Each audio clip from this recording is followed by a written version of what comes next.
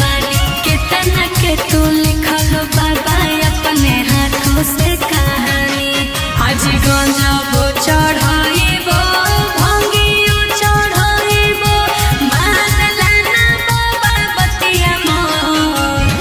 पैदल हम अइबो बाबा दोनों हाथ जोड़ दिहा दुल्हा बेजोड़। पैदल हम अइबो बाबा दोनों हाथ जोड़ दिहा दुल्हा बेजोड़।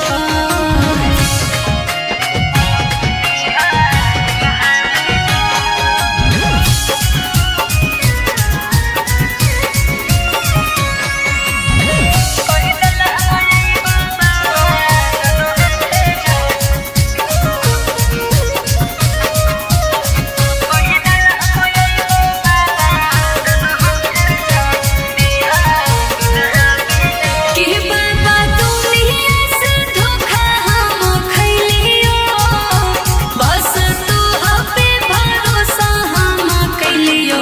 नजरिया तू फेरा बाबा हो भोला नजरिया तू फेरा बाबा हो।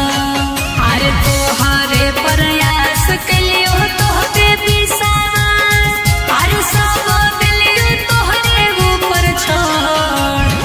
पैदल हम